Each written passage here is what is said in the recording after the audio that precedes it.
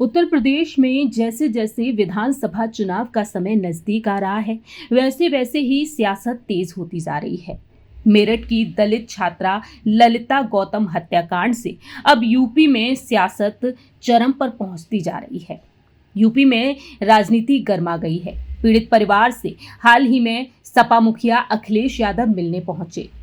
दरअसल सपा सांसद इकरा हसन के साथ राष्ट्रीय अध्यक्ष अखिलेश यादव पहुंचे, परिजनों से मुलाकात की।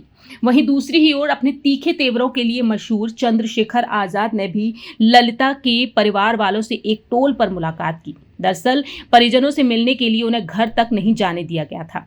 इतना ही नहीं, चंद्रशेखर आजाद समाजवादी पार्टी के समर्थकों ने बवाल भी काटा और पुलिस से उनकी झड़प भी हो गई। वहीं इस बीच बसपा सुप्रीमो मायावती ने तंज कसा कि कुछ लोग दलितों को उकसा रहे हैं। चंद्रशेखर आजाद ने भी कहा कि घर बैठकर ही ट्वीट करती हैं, आखिर पीड़ितों से मिलने के लिए क्यों नहीं निकलती हैं। फिलहाल यूपी की सियासत में इस मामले को लेकर बयानबाजी का सिलसिला जारी है। इस बीच सवाल ये बन जाते हैं कि मेरठ की सीट जो इतनी मायने रखती है, उसके लिए अब 3 दल आमने सामने हैं। इसकी बड़ी वजह है दलित वोट बैंक, जो 21% माना जाता है। 200 सीटों का समीकरण माना जा रहा है। आंकड़े बताते हैं कि यूपी में दलित वोट बैंक किसी भी दल की किस्मत बदलने के लिए ताकत रखता है।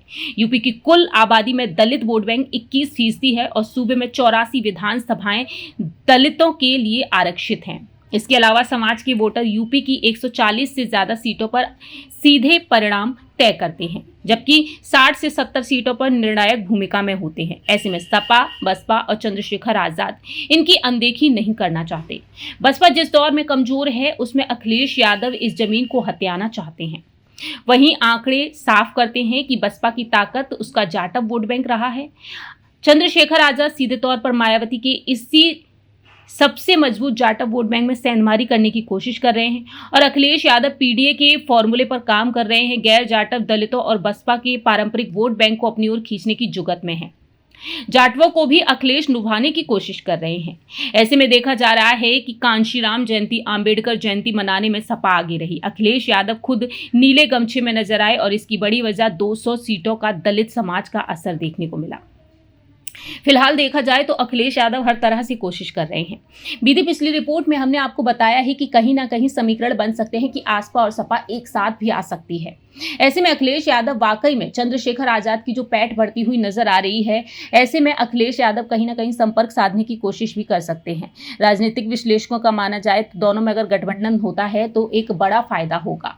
तो अब यही देखना होगा कि अखिलेश यादव दलित वोट बैंक को साधने के लिए क्या चंद्रशेखर आजाद का साथ पूरी तरह से चाहेंगे, क्या संपर्क साधने की कोशिश की जाएगी या नहीं, ये वक्त के साथ साथ ही पता चलेगा।